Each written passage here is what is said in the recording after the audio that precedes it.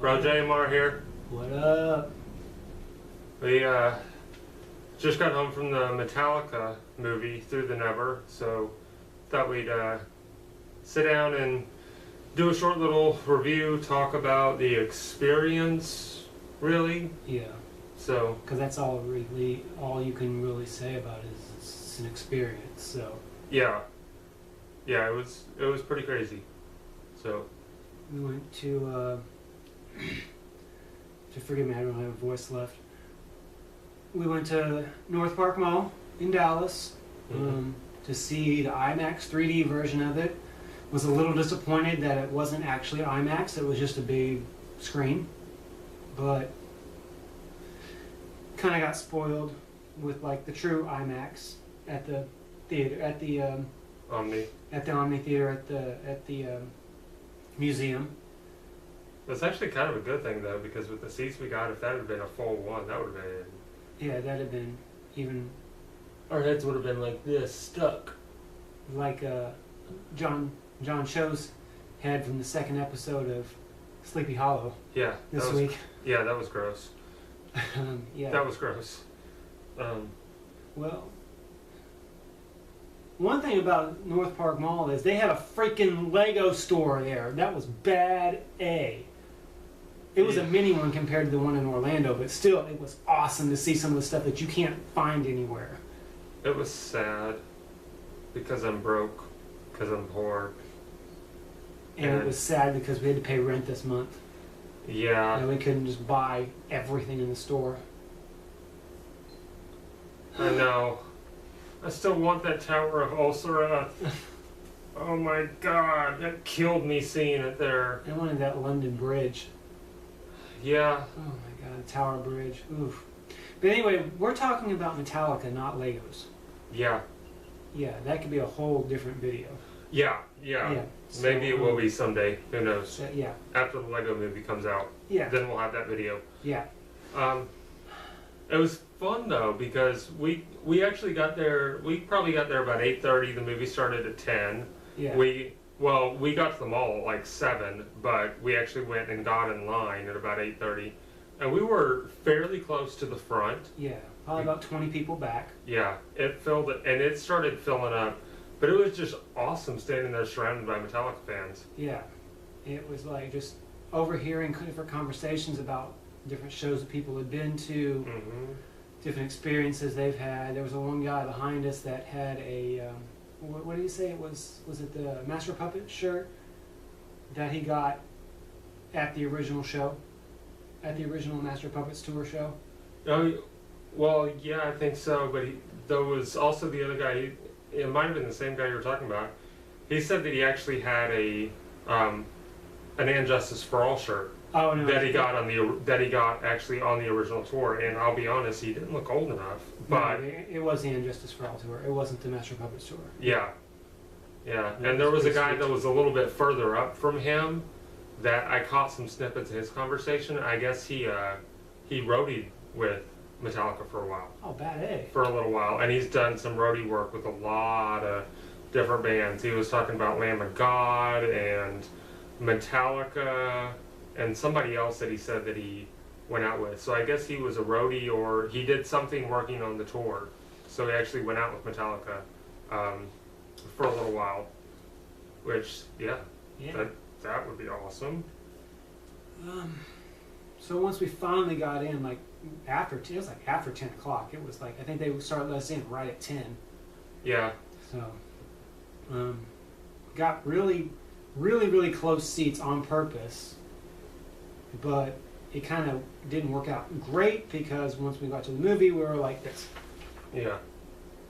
Well, we thought that our guest of honor, Kirk Hammett, was going to be going up in front of the screen to talk to everybody, but he didn't. He came right in through the door and was standing right behind us, so we had to chart in our seats, which made it impossible to get pictures. But I can kind of see now, because with the way he seemed to be acting, walking down those little few steps might have been treacherous. Yeah, because he was pretty obviously drunk. Yeah. So. He handled it pretty well, though. He had a little trouble in the beginning when he started talking, but once he really started going, he had it, but he stumbled over one word like 5 times. I don't even remember what he was trying to say. I honestly didn't even really pay attention to what he was saying. I was just starstruck by thinking, oh my God, this is Kurt fucking Hammett. Yeah. That's like one of the greatest guitar players in my, probably in our generation. Definitely one of. He would definitely be in probably top 5 at minimum. It was just like, oh my gosh. I mean, wow. And he's short too. Yeah, he was. I was expecting him to be taller than that, but the DJ was taller than he was. Yeah. And she was a girl. Yeah, I mean. But yeah, he's kind of short. But it was really cool to be able to be like less than 10 feet from him. Mm-hmm. From, a living legend. Yes. Truly. A Hall of Famer. Oh yeah, absolutely. It was cool, but it was kind of disappointing because he was only there for like 5 minutes and then turned around and left. But yeah, he's been out, promoting this all week, and he's already been in Houston, 4 hours before that, and so I imagine he was ready to go back home to San Francisco. So yeah, and I think that this is the last of it for him. Somebody was saying that in line that he doesn't have any more stops. He's probably ready to get home to his family. Yeah, it's true. And I can understand that, but I know we were both kind of hoping that he would hang around afterward to take pictures or do autographs or something. Right. Yeah. So that was that, and it was really, really cool to get to see him. Yes. So, I mean, how often, do we get to see somebody that famous? Because we're not connected with anybody, and so it was really, really, it was sweet. Yes, yes, it was. So the movie, I don't even think you would really call it a movie. Like we said, it's an experience. Yeah, I really don't know, but I liked it. Yeah. And not just that, I mean, obviously I liked it. It's a movie that was written by Metallica. Of course I'm going to like it. But more than that, I liked the idea of what they did, and once we kind of explained to you what was kind of going on, you'll see what I'm talking about. I would love it if more bands would do it. Yeah. And the first one that pops into my head is Cradle of Filth. Yeah. That would be amazing. Could you imagine something like that? Yeah, that would be like... It would be awesome. But the movie basically was just, an hour and a half, hour 45 minutes, something like that. Yeah. It was basically just a Metallica concert with a little side story thrown into it, intercut into it. Uh-huh. But it seemed to me that they were connected. Yeah, the story kind of flowed along with what song was playing. With what song was playing, exactly. Yes. Yeah, whatever song they were playing on stage had some sort of connection to what was going on in this other story. Yeah. And I liked that link up. That was really great for me.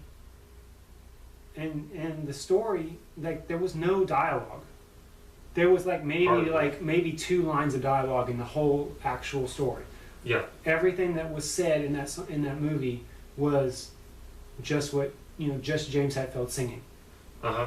So it was actually really cool.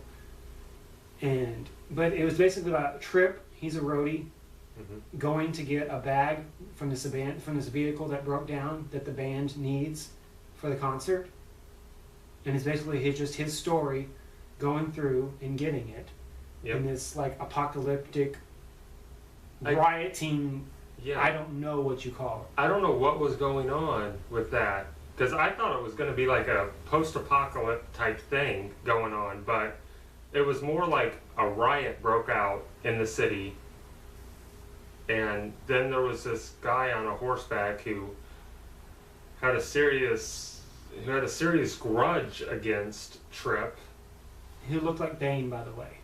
Yeah. Bane more like a kind of a cross between Bane and like an atomic mask where... Yeah, he had like a huge like old-fashioned gas mask on and all this body armor. Even the horse had body armor. And he was riding a big horse and he was hanging people from lampposts. Yeah, that was really disturbing. Yes, that part was especially disturbing. But again, it connected to it because he had that freaking doll. Yeah. And seriously, what was that doll about? Yeah, I don't know.